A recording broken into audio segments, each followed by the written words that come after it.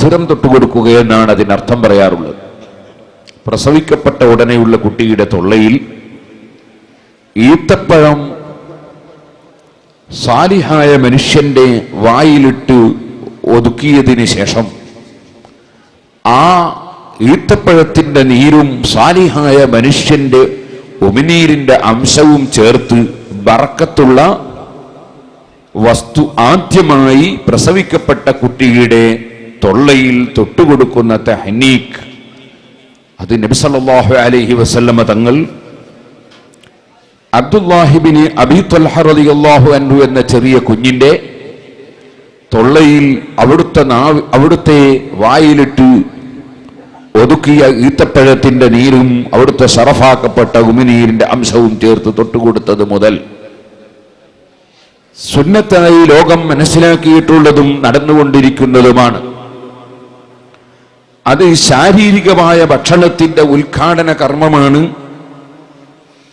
ഈ മുതബറക്കായ നല്ല മനുഷ്യന്റെ നല്ല തൊള്ളയിലെ നല്ല ഉമിനീര്, ഖുർആൻ പാരായണം ചെയ്യുന്ന, ദിക്റ് ചൊല്ലുന്ന, സ്വലാത്ത് ചൊല്ലുന്ന, നല്ലത് പറയുന്ന, സത്യം പറയുന്ന തൊള്ളയിലെ ഉമിനീരിന്റെ കലർപ്പുള്ള ഈത്തപ്പഴത്തിന്റെ നീര് തൊട്ടുകൊടുക്കുക എന്ന തഹ്നീക്ക്, അതിലൂടെ ബറക്കത്തുള്ള ഭക്ഷണത്തിന്റെ ഉദ്ഘാടനം നിർവഹിക്കപ്പെടുന്നതിന് മുമ്പ് ആത്മീയമായ ഭക്ഷണമാണ് ഒരു കുട്ടിക്ക് നൽകുന്നത്. ആ ആത്മീയ ഭക്ഷണമാണ് വലത്തേ ചവിട്ടിൽ ബാങ്കും ഇടത്തേ ചവിട്ടിൽ ഇഖാമത്തും. വലതു ചവിട്ടിൽ ആദ്യം തന്നെ കേൾപ്പിക്കുന്ന വാചകം അല്ലാഹു അക്ബർ, അല്ലാഹ് എന്ന വാചകമാണ്. അല്ലാഹ് എന്ന പേരാണ്.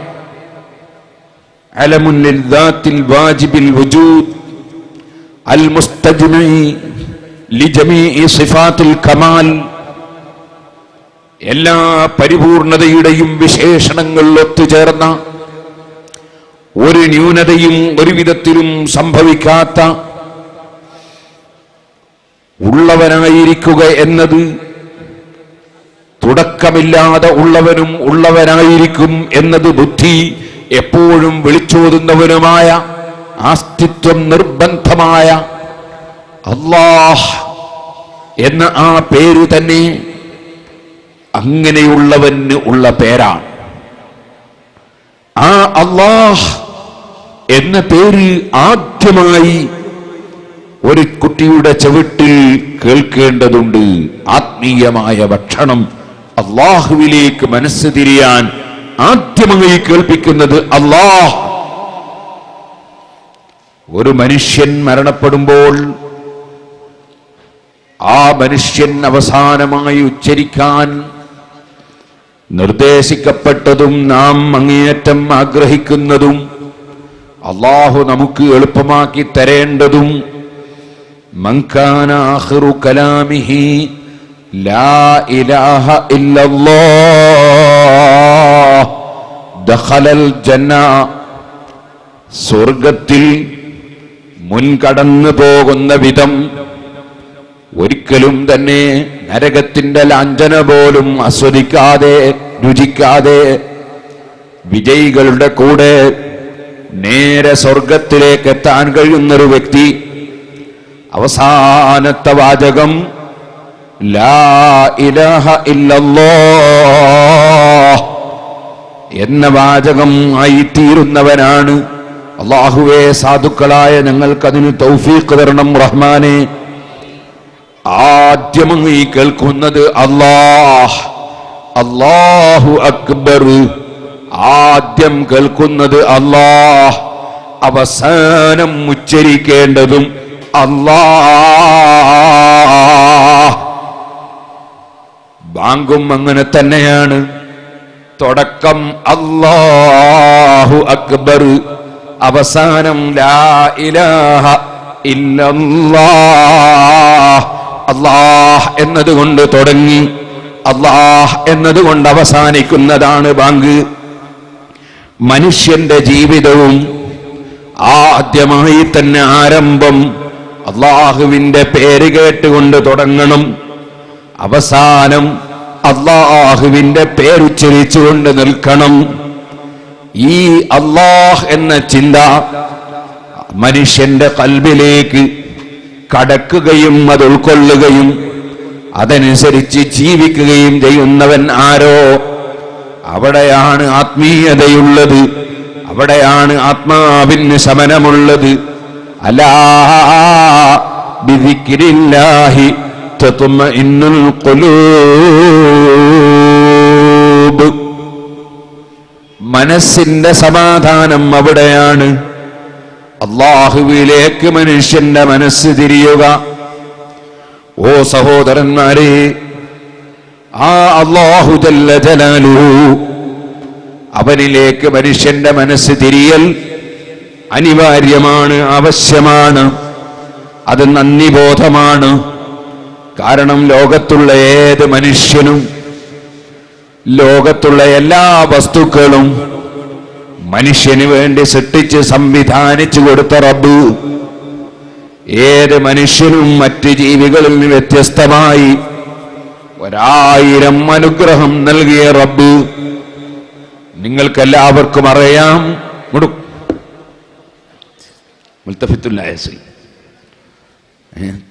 ആരും തിരിഞ്ഞു നോക്കണ്ട, എന്തെങ്കിലും വിശേഷം ഉണ്ടാകുമ്പോൾ ഞാൻ പറയും. അല്ലാഹു സുബ്ഹാനഹു വ തആല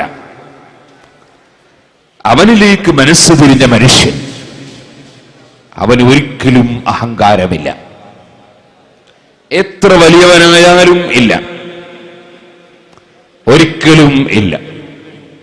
നോക്കൂ നിങ്ങൾ, സയ്യിദുനാ ഉമർ ഇബ്നുൽ ഖത്താബ് റളിയല്ലാഹു അൻഹു എത്ര വലിയ മഹാനാണ്, എത്ര കറാമത്തുകൾ പ്രകടമായ മഹാനാണ്. അതിപ്പോഴുണ്ടോ പറഞ്ഞാൽ തീരുന്നു. ഉമർ ഇബ്നുൽ ഖത്താബ് റളിയല്ലാഹു അൻഹുവിനെ കാണാൻ റോമൻ ചക്രവർത്തിയുടെ ഒരു പ്രതിനിധി വരുന്നു. വന്നു നോക്കുമ്പോൾ ഒരു മരത്തിന്റെ ചുവടെ തണലിൽ കിടന്ന് വിശ്രമിക്കുന്നു. അലിഹാദൽ മിസ്കീൻ യർതജുൽ മശ്രിഖ് വൽ മഗ്രിബ്. ഈ പാവം മനുഷ്യൻ മരുഭൂമിയിൽ മണലിൽ ഒരു വിരിപ്പ് പോലുമില്ലാതെ മരത്തിന്റെ തണലിൽ കിടക്കുന്ന ഈ പാവം മനുഷ്യൻ, ഈ മനുഷ്യനെ ഭയപ്പെട്ടിട്ടാണോ കിഴക്കും പടിഞ്ഞാറുമൊക്കെ പേടിച്ചു വിറക്കുന്നത്? ഈ മനുഷ്യനെ ഇപ്പോൾ തന്നെ ഞാനങ്ങ് വെട്ടിക്കൊന്നു കളഞ്ഞാൽ ഇവിടെ എന്ത് വരാനാ? ഇദ്ദേഹത്തോട് എന്തിന് ചർച്ച ചെയ്യണം? ഞാനൊരു വലിയ ഭരണാധികാരിയായ രാജാവിന്റെ പ്രതിനിധിയല്ലേ, ഞാൻ ഇദ്ദേഹത്തോട് എന്തിന് ചർച്ച ചെയ്യണം? അദ്ദേഹത്തിന്റെ മനസ്സിൽ പിശാച് തോന്നിപ്പിച്ചത് അങ്ങനെയാണ്. കയ്യിലുള്ള വാള്, അരയിലുള്ള വാള് കയ്യിലേക്ക് ഊരിയെടുത്തു ഉമർ ഇബ്നുൽ ഖത്താബ് റളിയല്ലാഹു അൻഹുവിനെ വധിക്കാൻ വാളും ഊരിപ്പിടിച്ച് കാൽച്ചവിട്ടടിയിൽ മുന്നോട്ട് വെക്കുമ്പോൾ അത്ഭുതം തന്നെ. ഉമർ ഇബ്നുൽ ഖത്താബ് റളിയല്ലാഹു അൻഹുവിന്റെ സമീപത്ത് പടുകൂറ്റൻ സിംഹം നിൽക്കുന്നു. വാവിളർന്നു നിൽക്കുന്ന സിംഹം ഈ മനുഷ്യന്റെ കയ്യിൽ നിന്ന് വിറച്ച് വാള് നിലത്ത് വീണുപോയി. ഉമർ ഇബ്നുൽ ഖത്താബ് റളിയല്ലാഹു അൻഹുവിന് ഉറക്കം തെളിഞ്ഞു. ഒരാൾ അടുത്തു വന്ന് ഇങ്ങനെ വിറക്കുന്നു. എന്താ മോനെ വിശേഷം? ഒന്നുമില്ല. നിങ്ങളെ എന്താ മോനെ വിശേഷം? ഒന്നുമില്ല. എന്തേ വിറക്കുന്നു? ഒന്നുമില്ല. മലമ്പനി പിടിച്ചോ? എന്തേ വിറക്കുന്നു? ഉള്ളതുള്ളതുപോലെ അങ്ങ് പറഞ്ഞു.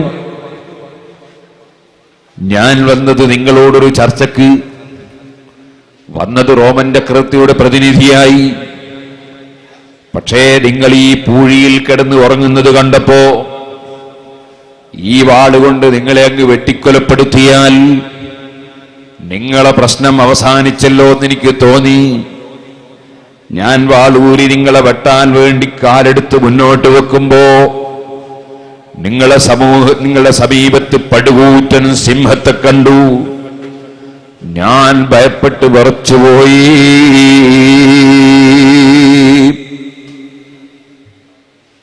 ഉമർ ഇബ്നുൽ ഖത്താബ് റളിയല്ലാഹു അൻഹു പുഞ്ചിരിച്ചുകൊണ്ട് മാപ്പ് കൊടുത്തു. സ്പെഷ്യൽ സെക്യൂരിറ്റി, ശമ്പളം കൊടുത്തുള്ള സെക്യൂരിറ്റി ഇല്ല, കൈക്കൂലി കൊടുത്തുള്ള ആളുകളില്ല. പക്ഷേ ബന്ധം അല്ലാഹുവുമായിട്ടാണ്, അല്ലാഹുവിൽ ലയിച്ച മനസ്സാണ്. ദീനിനെതിരെ എന്ത് കണ്ടാലും മനസ്സിൽ വലിയ വിഷമമാണ്. സുബ്ഹാനല്ലാഹ്.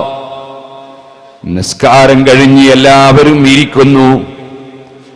ആ സദസ്സിൽ എല്ലാവരും ദിക്റും ദുആക്കും ഇരിക്കുമ്പോ ഒരാൾ എഴുന്നേറ്റ് സുന്നത്ത് നിസ്കരിക്കുന്നു. അവിടെ ഇരുത്തം കൊള്ളുന്നില്ല ഉമർ ഇബ്നുൽ ഖത്താബ് തങ്ങൾക്ക്. നബി സല്ലല്ലാഹു അലൈഹി വസല്ലമ തങ്ങൾ മിഹ്റാബിലുണ്ട്, അഥവാ മിഹ്റാബിന്റെ സ്ഥാനത്തുണ്ട്. അല്ലാഹുവിന്റെ റസൂൽ സല്ലല്ലാഹു അലൈഹി വസല്ലം തങ്ങളുടെ കാലത്ത് പള്ളിക്ക് മിഹ്റാബില്ല.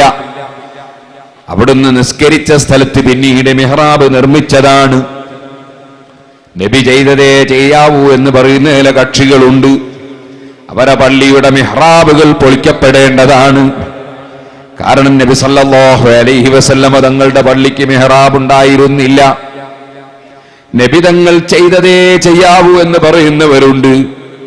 അവര് ചിലപ്പോ ചോദിക്കും, മഖ്ബറയുടെ മേലെ ഖുബ്ബയുണ്ടോ നബിയുടെ കാലത്ത്? അവരുടെ പള്ളിയുടെ ഖുബ്ബകളെല്ലാം പൊളിക്കേണ്ടതാണ്. കാരണം നബിയുടെ കാലത്ത് പള്ളിക്കും ഖുബ്ബയില്ല. നബി സല്ലല്ലാഹു അലൈഹി വസല്ലമ തങ്ങളുടെ കാലത്ത് പള്ളിക്ക് മിനാരങ്ങളില്ല. അപ്പോഴവരെ പള്ളിയുടെ മിനാരവും പൊളിക്കേണ്ടതാണ്. നബി സല്ലല്ലാഹു അലൈഹി വസല്ലമ തങ്ങൾ 2 നിലയുള്ള വീടുണ്ടാക്കിയ മനുഷ്യൻ സമീപത്ത് വന്ന് സംസാരിക്കുകയും സലാം പറയുകയും ചെയ്തപ്പോൾ മുഖം തിരിച്ചു കളഞ്ഞിട്ടുണ്ട്. 2 നിലയുള്ള വീടുണ്ടാക്കിയവനോട് മിണ്ടാതിരുന്നിട്ടുണ്ട്. അദ്ദേഹം കാര്യം തിരക്കിയപ്പോ സഹാബത്ത്, നിങ്ങളുടെ മാളികപ്പര റസൂലുള്ള കണ്ടിട്ടുണ്ട്, അതുകൊണ്ടാണ് മിണ്ടാത്തതെന്ന് പറഞ്ഞിട്ടുണ്ട്. അദ്ദേഹം പോയി അദ്ദേഹത്തിന്റെ മാളിക പൊളിച്ചിട്ടുണ്ട്. അത് ഹദീസിലുണ്ട്. അന്ന് മാളിക വീടുകളില്ല.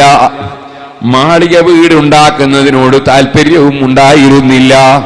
പക്ഷെ ഈ പറയുന്ന എനിക്കും ഇപ്പോൾ മാളിക വീടുണ്ട്, നിങ്ങൾക്കുമുണ്ട്. ഞാൻ ഉണ്ടാക്കിയ പള്ളിക്കും മിനാരവും മിഹ്റാബും കുബ്ബയും ഒക്കെയുണ്ട്. അവിടെയൊന്നും റസൂലുള്ളാഹിന്റെ കാലത്തതുണ്ടോ എന്ന് ചോദിക്കാത്ത ചിലർ മഹാന്മാരെ മഖ്ബറ കാണുമ്പോൾ മാത്രം കുബ്ബയുണ്ടോ മിനാരമുണ്ടോ എന്ന് ചോദിക്കുന്നവരുണ്ട്. രോഗം മഹാന്മാരോടുള്ള വിരോധമാണെന്ന് ബുദ്ധിയുള്ളവർക്ക് മനസ്സിലാകുന്നുണ്ട് കേട്ടോ. ഇപ്പോൾ ഞാനതിലേക്ക് കടന്ന് സംസാരിക്കുന്നില്ല. പറഞ്ഞു വന്നത് മഹാനായ അഷ്റഫുൽ ഖൽഖ് ത്വാഹാ മുഹമ്മദുർ റസൂലുള്ളാഹി സല്ലല്ലാഹു അലൈഹി വസല്ലം. ആ നബി സല്ലല്ലാഹു അലൈഹി വസല്ലം തങ്ങളുടെ നിസ്കാര സ്ഥലത്ത്, മിഹ്റാബ് നിൽക്കുന്ന സ്ഥലത്ത് നബി തങ്ങൾ തിരിഞ്ഞിരുന്ന് ദിക്റിനും ദുആക്കും ഇരിക്കുന്നുണ്ട്. സിദ്ദീഖ് റളിയല്ലാഹു അൻഹു അടക്കം പലരും മുൻസഫിൽ തന്നെയുണ്ട്. അപ്പോഴാണ് ഒരു മനുഷ്യൻ ഫർള് നിസ്കരിച്ച് സുന്നത്ത് നിസ്കരിക്കാതെ എഴുന്നേറ്റ് നിന്നത്. ഉമർ ഇബ്നുൽ ഖത്താബിന് ക്ഷമിച്ചില്ല, സഹിച്ചില്ല. അവിടുന്ന് എഴുന്നേറ്റ് വന്ന് അദ്ദേഹത്തിന്റെ ചുമലിങ്ങി പിടിച്ചു. എന്നിട്ട് പറഞ്ഞു, ഇജ്ലിസ്, ഇരിക്കൂ അവിടെ. കുട്ടികൾ സൈക്കിളിന്റെ ട്യൂബിന് കാറ്റ് കൊടുക്കുന്നത് പോലെ ചുമല് പിടിച്ച് അമർത്തി താഴോട്ട് അമർത്തിയിട്ട് ഇരിക്കൂ അവിടെ. ഫഹസ്സഹു ഹസ്സതൻ വഖാല ഇജ്ലിസ്. അവിടെ പിടിച്ചിരുത്തി. നബി സല്ലല്ലാഹു അലൈഹി വസല്ലമ തങ്ങൾ മിഹ്റാബിൽ നിന്ന് ഉമർ ഇബ്നുൽ ഖത്താബിന്റെ മുഖത്തൊന്ന് നോക്കിയിട്ട്, അസാബല്ലാഹു ബിക യബ്നൽ ഖത്താബ്, ഖത്താബിന്റെ മകനായ ഉമറേ, നിന്നെ കൊണ്ട് അല്ലാഹു സത്യത്തെ എത്തിച്ചിരിക്കുന്നു എന്നൊരു സപ്പോർട്ടിന്റെ വചനം. ആ നിലക്ക് ഒരു കറാഹത്ത് പോലും ചെയ്യാൻ അനുവദിക്കാതെ ഇമാം എഴുന്നേൽക്കുന്നതിന് മുമ്പ് മഅ്മൂം എഴുന്നേൽക്കുന്നത് കറാഹത്താണ്. തഖ്ദീമിന്റെ ജംആക്കി നിസ്കരിക്കുന്ന നിസ്കാരമാകുമ്പോ ആദ്യത്തെ നിസ്കാരം കഴിഞ്ഞ ഉടനെ രണ്ടാമത്തെ ഫർദ് നിസ്കരിക്കണം. അങ്ങനെ വരുമ്പോൾ ഉടനെ തന്നെ എഴുന്നേൽക്കണം. ഇമാം എഴുന്നേൽക്കുന്നത് കാത്തിരുന്നുകൂടാ. അതുപോലെ പ്രത്യേക കാരണങ്ങളുണ്ടെങ്കിലല്ലാതെ ഇമാം എഴുന്നേൽക്കുന്നത് വരെ മഅ്മൂം എഴുന്നേൽക്കാൻ പാടില്ല. കറാഹത്താണ്, വിരോധിക്കപ്പെട്ടതാണ്. ഫർളിന്റെയും സുന്നത്തിന്റെയും ഇടയ്ക്ക് വിടവില്ലാതെ സുന്നത്ത് നിസ്കരിക്കുന്നതും നല്ലതല്ല. ഓ മുഅ്മിനീങ്ങളെ, ഈ ഒരു നല്ലതല്ലാത്ത കാര്യം ഒരു മനുഷ്യൻ ചെയ്യുമ്പോൾ നോക്കി നിൽക്കാൻ സാധിക്കാത്ത ഈമാനിക ആവേശമുള്ള മഹാനായ സയ്യിദുനാ ഉമർ ഇബ്നുൽ ഖത്താബ് വെറുതെയല്ലല്ലോ നബി സല്ലല്ലാഹു അലൈഹി വസല്ലം തങ്ങൾ പറഞ്ഞത്, മാ കുന്ത സാലികൻ ഫജ്ജൻ ഇല്ലാ കാന ശൈത്താനു സാലികൻ ഫജ്ജൻ ഗൈറ ഫജ്ജിക. ഉമർ ഇബ്നുൽ ഖത്താബ് റളിയല്ലാഹു അൻഹു നബി സല്ലല്ലാഹു അലൈഹി വസല്ലം തങ്ങളെ വീട്ടിലേക്ക് കയറി വരുന്നത് കണ്ടപ്പോൾ നബി തങ്ങളെ മുന്നിൽ വെച്ച് അല്പമൊക്കെ അതാ ശബ്ദത്തോടെ സംസാരിക്കുന്ന സ്ത്രീകൾ ഉമർ ഇബ്നുൽ ഖത്താബിനെ കണ്ടപ്പോൾ ഒരൊറ്റ ഓട്ടമോടി ഒളിച്ചു കളഞ്ഞു. അത് കണ്ടപ്പോൾ നബി സല്ലല്ലാഹു അലൈഹി വസല്ലം തങ്ങളോടൊന്നങ്ങ് പുഞ്ചിരിച്ചു പോയി. എന്താണ് നബിയെ തങ്ങൾ ഞാൻ കയറി വരുമ്പോ ചിരിക്കുന്നത്? ഉമറേ, ചിരിക്കാൻ കാരണം എന്റെ മുന്നിൽ ഇങ്ങനെയൊക്കെ വലിയ ജോറ് പറഞ്ഞ പെണ്ണുങ്ങള് നിങ്ങൾ കയറി വരുന്നത് കണ്ടപ്പോ അവര് പേടിച്ചിട്ട് ഒളിക്കുന്നത് കണ്ടപ്പോ ഞാൻ ചിരിച്ചുപോയി. ഇത് പറഞ്ഞപ്പോ ഉമർ ഇബ്നുൽ ഖത്താബ് റളിയല്ലാഹു അൻഹു, യാ അദുവാതി അൻഫുസിഹിന്ന, ശരീരങ്ങൾ ആക്രമിച്ച സ്ത്രീകളെ, എന്നെയാണോ നിങ്ങൾ അല്ലാഹുവിന്റെ റസൂല് സല്ലല്ലാഹു അലൈഹി വസല്ലമ തങ്ങളെക്കാൾ പരിഗണിക്കുന്നത്? എന്നെയാണോ ആദരിക്കുന്നത് എന്ന് ചോദിച്ചപ്പോൾ സ്ത്രീകൾ പിന്നെന്ന് വിളിച്ചു പറഞ്ഞു, ഉമറേ, നിങ്ങളെ ബഹുമാനിച്ചതല്ല, നബി സല്ലല്ലാഹു അലൈഹി വസല്ലമ തങ്ങൾ വല്ലാത്ത വിട്ടുവീഴ്ച ചെയ്യുന്ന കാരുണ്യത്തിന്റെ പ്രവാചകരായതുകൊണ്ട് കുറച്ചൊക്കെ ഞങ്ങളുടെ ഭാഗത്ത് അപാകതയുണ്ടെങ്കിലും അവിടുന്ന് അതെല്ലാം സഹിച്ചേക്കും. നിങ്ങളെ ബഹുമാനിച്ചിട്ടല്ല, പേടിച്ചിട്ടിങ്ങി പോന്നതാണ് എന്ന് സ്ത്രീകൾ മറുപടി പറഞ്ഞപ്പോ ഉമർ ഇബ്നുൽ ഖത്താബ് തങ്ങളെ സന്തോഷിപ്പിച്ചുകൊണ്ട് നബി സല്ലല്ലാഹു അലൈഹി വസല്ലമ തങ്ങൾ സത്യം ചെയ്ത് പറഞ്ഞതാണ്, വല്ലദീ നഫ്സീ ബിയദിഹി, എന്റെ ശരീരം ഏതൊരു റബ്ബിന്റെ അധികാരത്തിലാണോ അവനെ തന്നെയാണ് സത്യം. ഓ ഉമറേ, നിങ്ങളൊരു റൂട്ടിലേക്ക് കടന്നാൽ അവിടെ എങ്ങാനും പിശാചി കടന്നു വരുന്നുണ്ടെങ്കിൽ അവൻ റൂട്ട് മാറ്റിയിട്ടല്ലാതെ പോവുകയില്ല ഉമറേ. അത്രയും പിശാചിന് ഭയമുള്ള സയ്യിദുനാ ഉമർ ഇബ്നുൽ ഖത്താബ്, എത്രയോ കറാമത്തുകൾ കണ്ട നേതാവ്. പക്ഷേ മനസ്സ് തിരിഞ്ഞതെങ്ങോട്ടാണ്? സ്വന്തം ശരീരത്തിലേക്കല്ല. പലരുടെയും മനസ്സ് തിരിയുന്നത് സ്വന്തം ശരീരത്തിലേക്കാണ്. അങ്ങനെയാണ് പലരും ഞാൻ ഞാൻ ഞാൻ എന്ന ചിന്ത വരുന്നത്. ഈ ഞാൻ ഞാൻ എന്ന ചിന്ത അത് ശൈത്താനിന്റെ ചിന്തയാണ്, ഇബ്ലീസിന്റെ ചിന്തയാണ്. അതല്ലേ അതെ ആദം അലൈഹിസ്സലാത്തു വസ്സലാമിനെ ആദരിക്കാൻ അല്ലാഹു കൽപ്പിച്ചപ്പോ അന ഖൈറും മിൻഹു, ഞാൻ ഖൈറും മിൻഹു, ആദമിനേക്കാൾ ഉത്തമനാണെന്ന് ഇബ്ലീസ് അഹങ്കാരം പറഞ്ഞില്ലേ? അബാ വസ്തക്ബറ, അവൻ അഹങ്കരിച്ചുവെന്ന് ഖുർആൻ പറഞ്ഞില്ലേ? അപ്പൊ ഞാൻ എന്ന ചിന്ത, ഞാൻ എന്ന ആലോചന അത് അഹങ്കാരമാണ്. അതുകൊണ്ടല്ലേ മുഹീദ്ദീൻ ശൈഖ് റളിയല്ലാഹു അൻഹു അവിടുത്തെ ഫത്ഹുർ റബ്ബാനിയിൽ പറഞ്ഞത് മഹാന്മാരെ ദിക്റാണ്, മാ അന ഇല്ലാ അന്ത, മാ അന ഇല്ലാ അന്ത, ഞാനില്ല അല്ലാ, ഇല്ലാ അന്ത, നീ മാത്രമേ ഉള്ളൂ അല്ലാ. ഞാനെന്ന ചിന്ത എനിക്കില്ല, എനിക്ക് ഞാൻ നിലനിൽപ്പ് കാണുന്നില്ല, ഞാനിവിടെ ഒന്നുമല്ല. കാരണം ഞാനിവിടെ ഇല്ലായിരുന്നു, എന്നെ നീ ഉണ്ടാക്കിയിട്ടുണ്ടായതാണ്. ഞാനിവിടെ എനിക്ക് കുറച്ച് ദിവസം കഴിഞ്ഞാൽ ഇതേ നിലക്കുണ്ടാവുകയില്ല. ഞാനെന്ന് പറയാൻ എനിക്കൊന്നിനും കഴിയില്ല, ഒന്നും വിവരമില്ല, ഒന്നിനും സാധ്യമല്ല. അതുകൊണ്ട് തന്നെ മാ അന ഞാനില്ല, ഇല്ല അന്ത നീ മാത്രമേ ഉള്ളൂ. അല്ലാഹ് ലദുൽ ബസായിരി നാദിറൻ നഹ്വൽ അസർ ബല്ലിൽ മുഅസ്സിരി ബിദുഹുലി അനിൽ അസർ.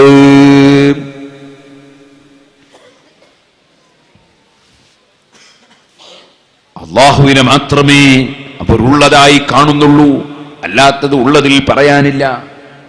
നമ്മൾ ചിലപ്പോൾ പറയും, ഒരു ബസ് ഇങ്ങനെ പോകുന്നു ഹൈവേ റൂട്ടിലൂടെ, അതിലാകെ ഡ്രൈവറും കണ്ടക്ടറും രണ്ടാളും മാത്രമേ ഉള്ളൂ. നമ്മൾ ആ ബസ് കണ്ടാൽ പറയും, ആ ബസ്സിൽ ആരുമില്ല.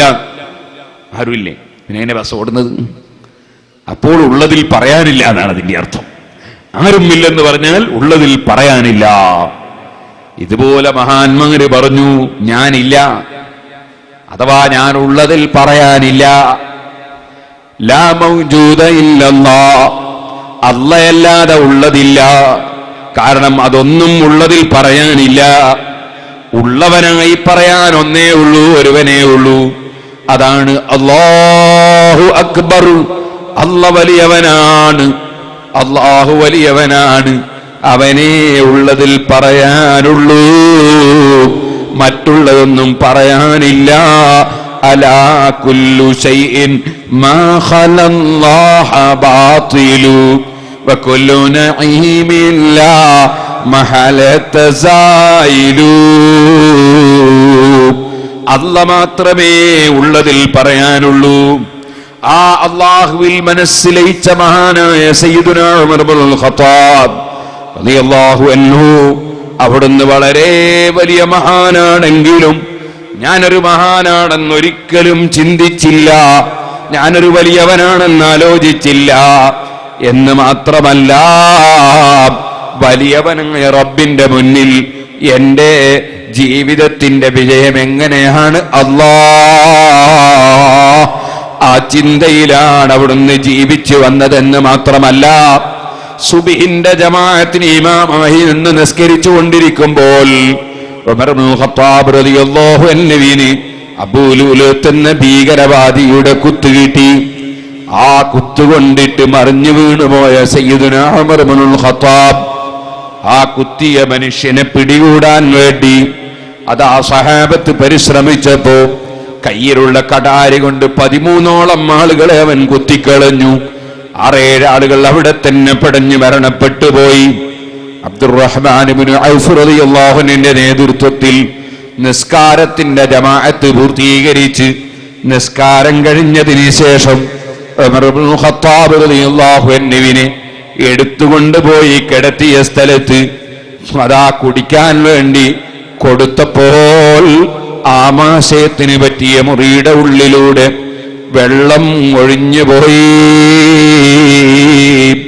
ആ സമയത്ത് ഇനി ഏതായാലും ഞാനിവിടെ ജീവിക്കുകയില്ലെന്ന ധാരണ ഉറപ്പിക്കാവുന്ന അവസരമാണ്. ആ സമയത്ത് ഉമർ ഇബ്നുൽ ഖത്താബ് റളിയല്ലാഹു അൻഹു വിങ്ങിപ്പൊട്ടി കരയുന്നു. മുസ്ലിമീങ്ങളെ, എന്തിനാണ് കരഞ്ഞത്? മഹാനായ അബ്ദുല്ലാഹി ഇബ്നു അബ്ബാസ് റളിയല്ലാഹു അൻഹു സമീപത്ത് വന്ന് കരയല്ല, സങ്കടപ്പെടല്ല, നിങ്ങളൊന്ന് സമാധാനിക്കൂ എന്ന് ഉമർ ഇബ്നുൽ ഖത്താബ് തങ്ങളോട് പറഞ്ഞപ്പോൾ ഉമർ ഇബ്നുൽ ഖത്താബ് റളിയല്ലാഹു അൻഹുവിന് വല്ലാത്ത താല്പര്യമുള്ള ചെറുപ്പക്കാരനായ പണ്ഡിതനാണ് സയ്യിദുനാ അബ്ദുല്ലാഹി ഇബ്നു അബ്ബാസ് റളിയല്ലാഹു അൻഹുമാ. ഒരു സാധാരണ പണ്ഡിതനല്ല, സ്പെഷ്യൽ പൊരുത്തം വാങ്ങിയ പണ്ഡിതനാണ്. ആരെ പൊരുത്തമാ വാങ്ങിയത്? അത് ലോകത്ത് ഏറ്റവും വലിയ പൊരുത്തം വാങ്ങേണ്ട നേതാവിന്റെ പൊരുത്തമാണ്. വല്ലാഹു വറസൂലുഹു അഹഖു അൻ യുർദൂഹു. പരിശുദ്ധ ഖുർആനിൽ അല്ലാഹുവിനോട് ചേർത്ത് പറഞ്ഞ അതേ വല്ലാഹു വറസൂലുഹു അഹഖു അൻ യുർദൂഹു, അവർക്ക് പൊരുത്തം വാങ്ങാൻ ഏറ്റവും അർഹതപ്പെട്ടവർ അല്ലാഹുവും അവന്റെ റസൂലുമാണെന്ന് ഖുർആൻ പറഞ്ഞില്ലേ?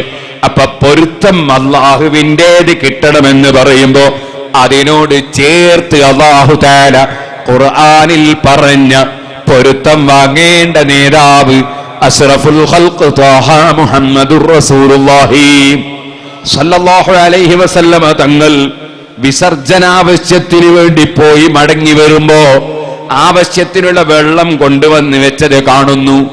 ആരോടും വെള്ളം കൊണ്ടുവന്ന് വെക്കാൻ പറഞ്ഞിട്ടില്ല. പക്ഷേ തിരിച്ചു വരുമ്പോൾ വെള്ളം കൊണ്ടുവന്ന് വെച്ചത് കാണുന്നു. ഉസ്താദ് പള്ളിയിൽ ദർസ് നടത്തി ഇറങ്ങിപ്പോകുമ്പോൾ സാധാരണ പോകുന്ന വാതിലിന്റെ അടുക്കൽ ഒരു ശിഷ്യൻ ചെരിപ്പ് കൊണ്ടുപോയി വെച്ചിരിക്കുന്നു. ചെരിപ്പ് അവിടെ കൊണ്ടുപോയി വെക്കാൻ ആവശ്യപ്പെട്ടിട്ടില്ല. ഉസ്താദിന്റെ പൊരുത്തം ചിന്തിച്ച ശിഷ്യൻ ചാൻസ് നോക്കി എടുത്ത പണിയാണ്. ഓ സഹോദരന്മാരെ, മഹാനായ അതാ നബി സല്ലല്ലാഹു അലൈഹി വസല്ലമ തങ്ങൾക്ക് വെള്ളം ഒരുക്കി വെച്ചത് കണ്ടപ്പോ ആരാണ് ഈ വെള്ളം ഇവിടെ വെച്ചതെന്ന് അന്വേഷിച്ചു.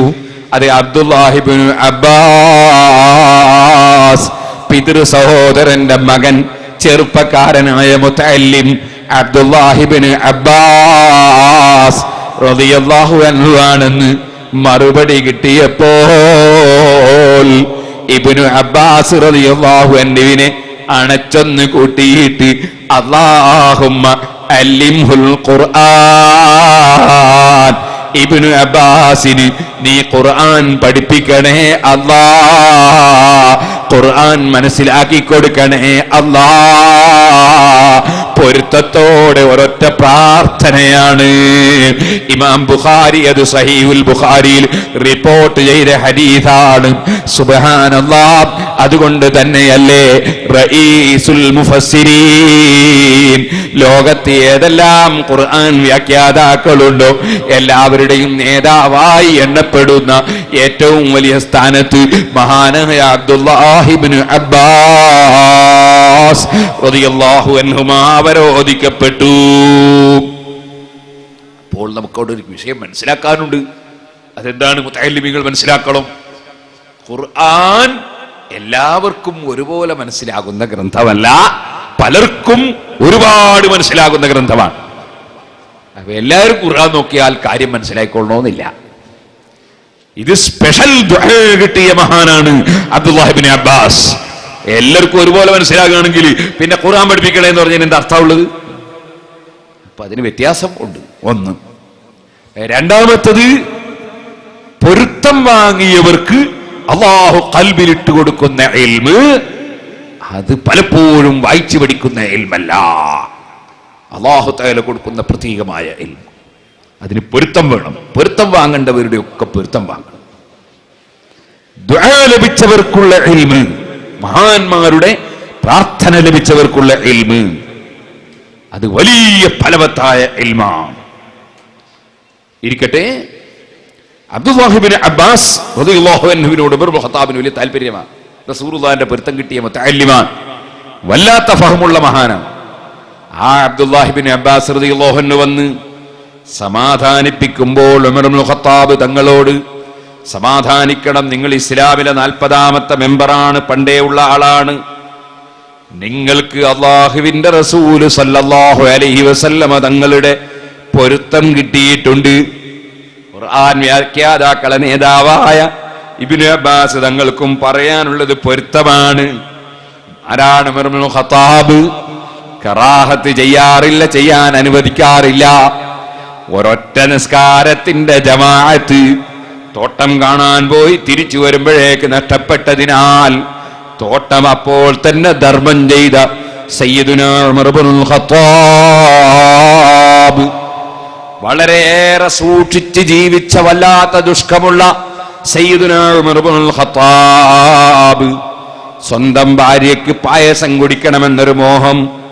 പക്ഷേ അതിന് ആവശ്യമുള്ള ധാന്യം ചോദിച്ചപ്പോൾ ഉമർ ഇബ്നുൽ ഖത്താബ് റളിയല്ലാഹു അൻഹു പൊതുസ്വത്തിൽ നിന്ന് കൊടുത്തില്ല.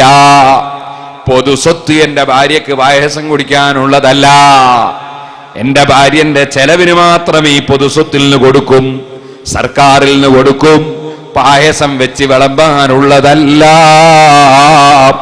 സ്വന്തം ആവശ്യത്തിന് വേണ്ടി പോകുമ്പോൾ ബസ്സിൽ കയറി പോവുകയും പള്ളിയുടെ ആവശ്യത്തിന് വേണ്ടി പോകുമ്പോൾ കാറിൽ കയറി പോവുകയും ചെയ്യുന്നവരില്ലേ? കാരണം വാടക പള്ളി കമ്മിറ്റിയാണല്ലോ. സുബ്ഹാനല്ലാഹ്. സ്വന്തം ആവശ്യത്തിന് പോകുമ്പോൾ വെറുംചോറ് തിന്നുകയും അതേ സമയത്ത് കമ്മിറ്റിയുടെ ആവശ്യത്തിന് പോകുമ്പോൾ ബിരിയാണി തിന്നുകയും ചെയ്യുന്നവരില്ലേ? ആ ഒരു സ്വഭാവം മഹാന്മാരുടെ സ്വഭാവത്തിലില്ല.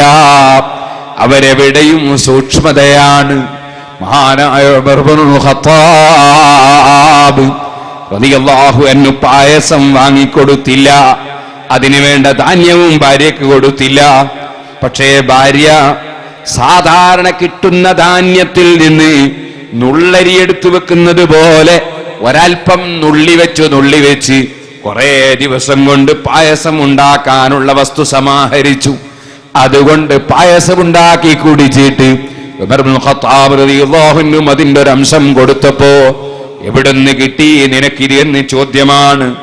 ഞാൻ നുള്ളരിയെടുത്ത് വെക്കുന്നത് പോലെ വെച്ച് സമാഹരിച്ചതാണെന്ന് പറഞ്ഞപ്പോ, എന്നാൽ നാളെ മുതൽക്ക് നിങ്ങൾക്ക് പൊതുഫണ്ടിൽ നിന്ന് അനുവദിക്കുന്ന ധാന്യത്തിൽ നിങ്ങൾ എടുത്തു വെച്ചിരുന്ന അത്രയും കുറച്ചേ അനുവദിക്കൂ, കാരണം അത്ര നിങ്ങൾക്ക് ആവശ്യമില്ലെന്ന് എനിക്ക് ബോധ്യപ്പെട്ടു എന്ന് പറഞ്ഞ സയ്യിദുനാ ഉമർ ഇബ്നുൽ ഖത്താബ് സർവരംഗത്തും മുൻപന്തിയിലാണെങ്കിലും ഇബ്നു അബ്ബാസ് റളിയല്ലാഹു അൻഹു, നിങ്ങൾ ഒരൊറ്റ ജമാഅത്ത് കൈയൊഴിക്കാത്ത ആളല്ലേ, നിങ്ങൾ വല്ലാതെ സൂക്ഷ്മതയോടെ ജീവിച്ച ആളല്ലേ, ഇതൊന്നുമല്ല പറയുന്നത്.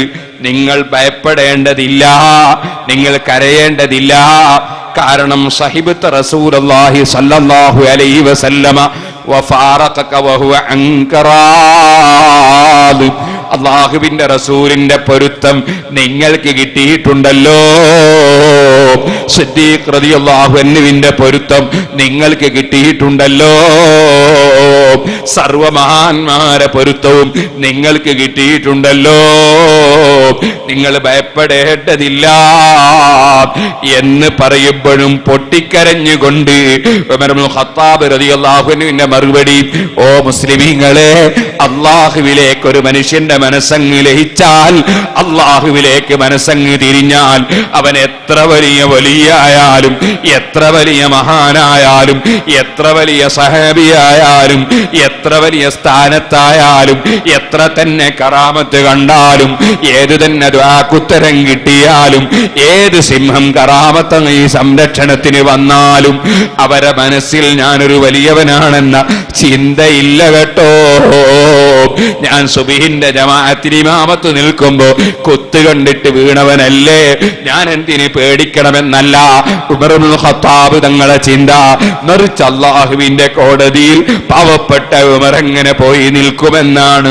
ഉമർ റളിയല്ലാഹു അൻഹു പൊട്ടിക്കരയുന്നത് റബ്ബിനെ ഭയപ്പെട്ടിട്ടാണ്, അല്ലാതെ ഭരണം പോകുന്നത് കൊണ്ടല്ല, എന്റെ മക്കൾ സ്ഥാനത്ത് വരുമോ എന്ന് ചിന്തിച്ചിട്ടല്ല. അല്ലാഹുവിനെ ഭയപ്പെട്ട് കരയുന്ന സയ്യിദുനാ ഉമർ ഇബ്നുൽ ഖത്താബ് മഹാനവറുകളോട്, അതാ നിങ്ങൾക്കെല്ലാ മഹാന്മാരെ പൊരുത്തവും കിട്ടിയില്ലേ എന്ന് പറഞ്ഞ് ഇബ്നു അബ്ബാസ് തങ്ങൾ സമാധാനിപ്പിക്കുന്നു. എത്ര വലിയ ഇബാദത്തെടുത്ത വ്യക്തിക്കും സമാധാനത്തിന് വകുപ്പ് മഹാന്മാരെ പൊരുത്തം നേടലാണ് കേട്ടോ. അതും ഈ ഹദീസ് പഠിപ്പിക്കുന്നു. ഇമാം ബുഖാരി റിപ്പോർട്ട് ചെയ്ത ഹദീസാണത്. എന്നാൽ ഉമർ ഇബ്നുൽ ഖത്താബ് ആ സമയത്ത് വിനയത്തോടെ പറയുന്ന വാക്ക്, അതൊക്കെ ഞാൻ അവരെ പൊരുത്തം ഇങ്ങ് നേടിയെടുത്തു എന്നല്ല, എനിക്ക് ആ പൊരുത്തം കിട്ടാൻ ഞാൻ അധ്വാനിച്ചു എന്നല്ല, എന്റെ അധ്വാനം കൊണ്ടാ കിട്ടിയത് എന്നല്ല. അവിടെയൊന്നും ഞാൻ എന്ന ചിന്ത ഉമർ ഇബ്നുൽ ഖത്താബിന്റെ നാവിൽ വരുന്നേ ഇല്ല. ഉമർ ഇബ്നുൽ ഖത്താബ് റളിയല്ലാഹു അൻഹുവിന്റെ വാക്ക്, ദാലിക മന്നുൻ മന്നല്ലാഹു അലൈഹി ബിഹി, അത് ഉമറിന്റെ പവറല്ല, കഴിവല്ല, ഉമറിന്റെ ഹിക്മത്തല്ല, ഉമറിന്റെ ബുദ്ധിയല്ല, ഉമറിന്റെ വിവരമല്ല, ഉമറിന്റെ അമലല്ല, അതെല്ലാം എന്റെ റബ്ബായ അല്ലാഹു എനിക്ക് തന്ന അനുഗ്രഹമാണ്. ഇബ്നു അബ്ബാസേ, റബ്ബിന്റെ അനുഗ്രഹത്തിന് നന്ദി കുറഞ്ഞു പോയോ എന്ന ചിന്തയല്ലേ എന്നെ വ്യാകുലപ്പെടുത്തുന്നത്. എന്റെ റബ്ബ് എനിക്ക് തന്ന അനുഗ്രഹങ്ങളാണ് അത് മുഴുവനും. റബ്ബിന്റെ കോടതിയിൽ ഉമറിനെ ഹാജരാക്കി ചോദ്യം ചെയ്യപ്പെടുമ്പോൾ ദുന്യാവും ദുന്യാവിലുള്ളത് മുഴുവനും കൊടുത്തിട്ട് രക്ഷപ്പെടാൻ വഴിയുണ്ടെങ്കിൽ അതിന് ശ്രമിക്കുമായിരുന്നു. പക്ഷേ അവിടെ ദുന്യാവ് കൊടുത്ത് രക്ഷപ്പെടാൻ കഴിയുന്ന കോടതിയല്ലല്ലോ ഇബ്നു അബ്ബാസ്. വീണ്ടും അവിടുന്ന് വിങ്ങിപ്പൊട്ടി കരയുക തന്നെ. ഓ മുസ്ലിമീങ്ങളെ, അല്ലാഹുവിലേക്ക് മനസ്സ് തിരിഞ്ഞ മനുഷ്യൻ അവന്റെ മനസ്സിൽ, അവന്റെ ജീവിതത്തിൽ അവനൊരിക്കലും ഞാനെന്ന ചിന്തയില്ല, ഞാൻ വലിയവനാണെന്ന ചിന്തയില്ല, എനിക്കെന്റെ ദുആക്ക് ഉത്തരം കിട്ടുമെന്ന ചിന്തയില്ല, ഞാൻ അല്ലാഹുവിന്റെ അടുക്കൽ അതാ വലിയവനാണെന്ന ആലോചനയില്ല. മറിച്ച് അവരുടെ വിനയം വളരെ വലുതായി വലുതായി അവരതാ ഏത് സമയത്തും അവരെ കണ്ണ് നനയുന്നു. അല്ലാഹുവിങ്കൽ സ്വീകാര്യോഗ്യരായ റബ്ബ് സുവിശേഷം അറിയിച്ച അടിമകളുടെ 9 ലക്ഷണങ്ങൾ ഖുർആൻ പറഞ്ഞപ്പോ കണ്ടില്ലേ നിങ്ങൾ ആദ്യം തന്നെ പറഞ്ഞത് അത്തഈബൂനൽ ആബിദൂനൽ ഹാമിദൂൻ.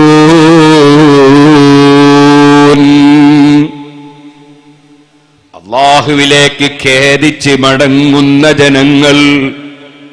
അല്ലാഹ് നീ തന്ന അനുഗ്രഹത്തിനൊന്നും വേണ്ടതുപോലെ നന്ദി ചെയ്തിട്ടില്ലല്ലോ റബ്ബേ. നീ തന്ന അനുഗ്രഹങ്ങൾ പലതുണ്ടായിട്ടും നീ വിരോധിച്ചത് പലതും എന്റെ ജീവിതത്തിൽ വന്നു പോയല്ലോ. നീ കൽപ്പിച്ചത് പലതും ഒഴിഞ്ഞു പോയല്ലോ റബ്ബേ. സുബ്ഹി നിസ്കാരം അതാ കൃത്യമായി വളരെ നേരത്തെ തന്നെ തഹജ്ജുദിന്റെ സമയത്ത് തന്നെ സാലിഹീങ്ങൾ എഴുന്നേറ്റിരുന്ന് അതാ അവരതാ ദിക്റും ദുആയും ഒക്കെ നടത്തി നന്നായി വദു ചെയ്ത് കുളിച്ച് അവരതാ നിന്റെ മുമ്പിൽ നീണ്ട തഹജ്ജുദ് നിസ്കരിച്ച് വീണ്ടും ഒരൽപ്പം കണ്ണ് ചിമ്മിയിട്ട് സുബ്ഹിന്റെ സമയത്ത് എഴുന്നേറ്റ് നേരത്തെ തന്നെ ജമാഅത്തിന് പങ്കെടുത്തവരല്ലേ സാലിഹീങ്ങൾ. റബ്ബേ, എന്റെ സുബ്ഹി നിസ്കാരം പലപ്പോഴും ഖളാ ആയിട്ടില്ലെങ്കിലും പിന്തിപ്പോയിട്ടുണ്ടല്ലോ അല്ലാഹ്. ജമാഅത്ത് നഷ്ടപ്പെട്ടിട്ടുണ്ടല്ലോ അല്ലാഹ്. ഞാൻ നിസ്കാരം ഖളാകാതെ നിസ്കരിച്ചുവെങ്കിലും ജമാഅത്ത് പലതും എനിക്ക് നഷ്ടപ്പെട്ടുവല്ലോ. സുന്നത്ത് നിസ്കാരം പലതും ഞാൻ കൈയൊഴിച്ചുവല്ലോ. ഹറാമൊന്നും ചെയ്തില്ലെങ്കിലും കറാഹത്തിന്റെ ജീവിതത്തിൽ വന്നു പോയല്ലോ അല്ലാഹ്. ഇങ്ങനെ തുടങ്ങിയിട്ട് എത്ര നല്ലവരും അവരുടെ ദുഷ്കർമ്മങ്ങളെ കുറിച്ച് ചിന്തിച്ച് സൽക്കർമ്മങ്ങൾ ചെറുതാക്കി കണ്ട് അല്ലാഹുവിനോട് ഖേദിച്ച് മടങ്ങിക്കൊണ്ടിരിക്കുന്നവർ അവരാണ് അല്ലാഹുവിങ്കൽ സ്വീകാര്യോഗ്യരായ ശരിയായ മുഅ്മിനീങ്ങൾ, ആത്മീയതയുള്ള മുഅ്മിനീങ്ങൾ. അത്തഈബൂൻ, റബ്ബിലേക്ക് ഖേദിച്ച് മടങ്ങുന്നവരാണ് കേട്ടോ. ഒരിക്കലും ഞാൻ വളരെ ക്ലിയറായവൻ അങ്ങനെ ഒരു ചിന്ത ആരുടെ മനസ്സിലും കടന്നു പോകരുത്. അല്ലാഹുവേ, സാധുക്കളായ ഞങ്ങൾക്ക് വിനയത്തിന്റെയും താഴ്മയുടെയും തൗബയുടെയും മനസ്സ് തരണം റഹ്മാനേ.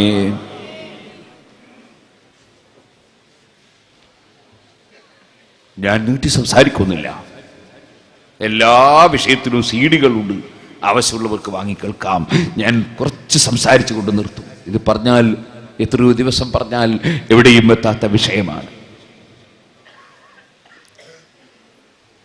സിറാജുൽ ഹുദയുടെ സമ്മേളനത്തിന് ധാരാളം ആളുകൾ വന്നു. അല്ലാഹു അവർക്കൊക്കെ പ്രതിഫലം നൽകുമാറാകട്ടെ. വന്നവരെയൊന്നും ബഹുമാനിക്കാനും സ്വീകരിക്കാനും ഈ പാവപ്പെട്ട എനിക്ക് കഴിഞ്ഞിട്ടില്ല. അതിലെല്ലാവരും ക്ഷമിക്കണം. പക്ഷേ സമ്മേളനത്തിൽ വന്ന പലരും അന്ന് എന്നോട് തന്നെ സുവനീർ ചോദിച്ചു. കൊടുക്കാൻ കഴിഞ്ഞില്ല, കൊണ്ടുവന്നത് തീർന്നുപോയി. കുറച്ചുകൂടി ശേഷം ചിലർക്ക് കൊടുക്കാൻ വേണ്ടി അടിച്ചു.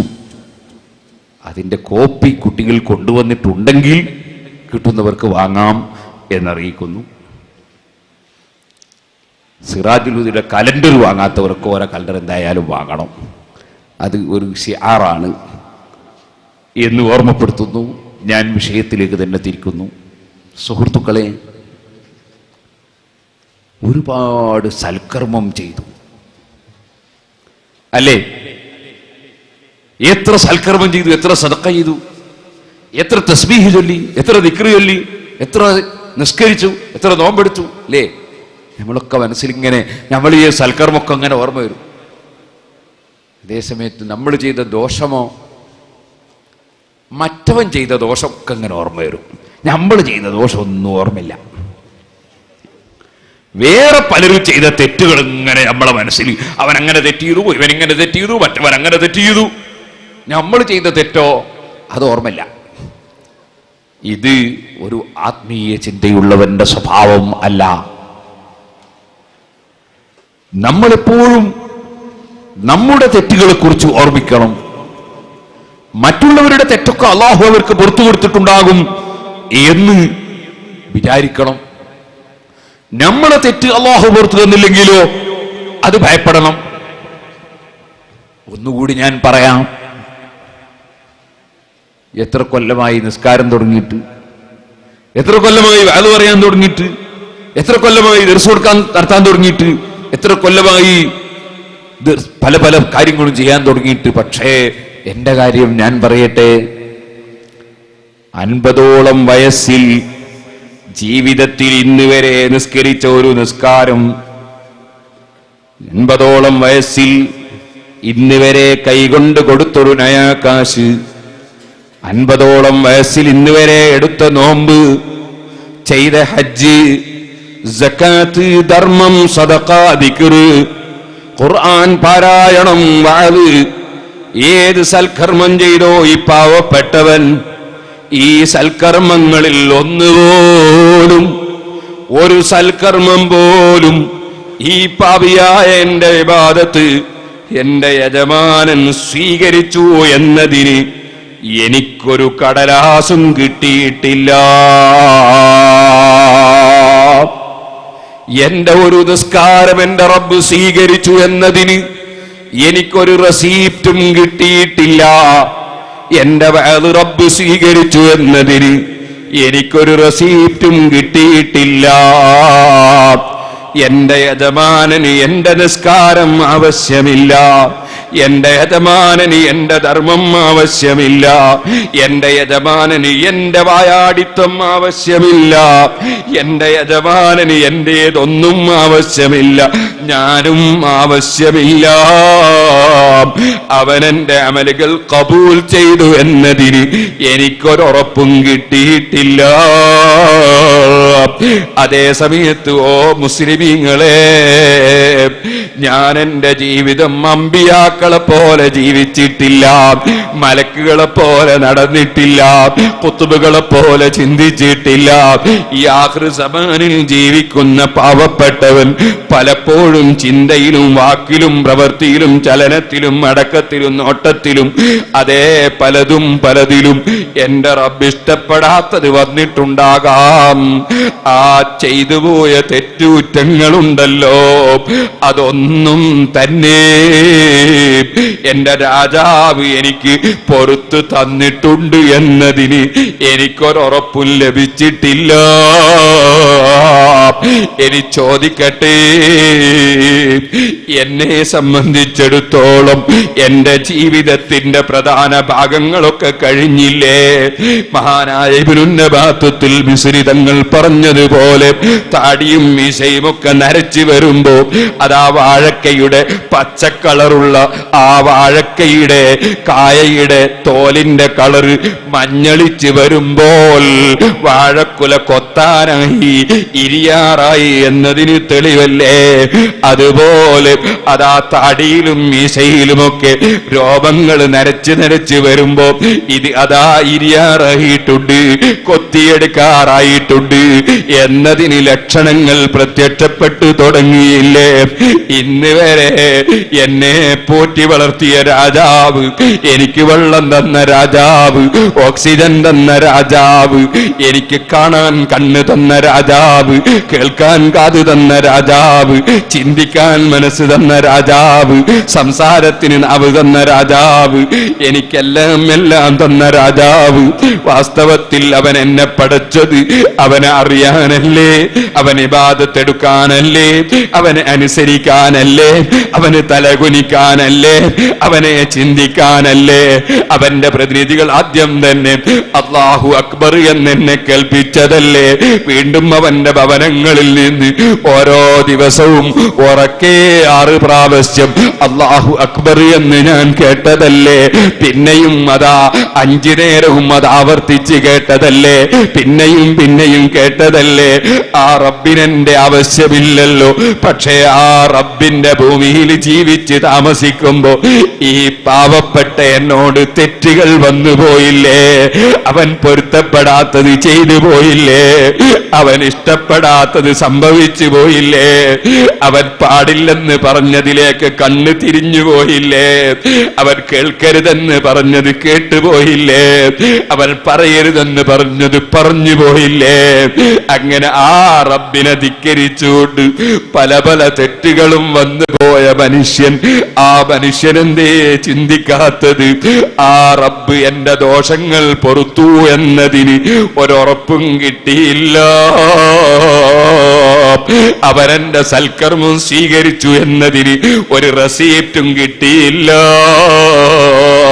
പിന്നെ മനുഷ്യൻ ഞാനൊരു നല്ലവനായി എന്ന് ചിന്തിക്കാൻ വകുപ്പ് എവിടെയാണ് മുസ്ലിമീങ്ങളെ? അത്തായിബൂനൽ ആബിദൂനൽ ഹാമിദൂൻ. അതുകൊണ്ട് തന്നെ മഹാന്മാരായ ജനങ്ങൾ അവരെപ്പോഴും അല്ലാഹുവിലേക്ക് ഖേദിച്ച് മടങ്ങി മാപ്പ് പറയുന്നവരാണ് കേട്ടോ.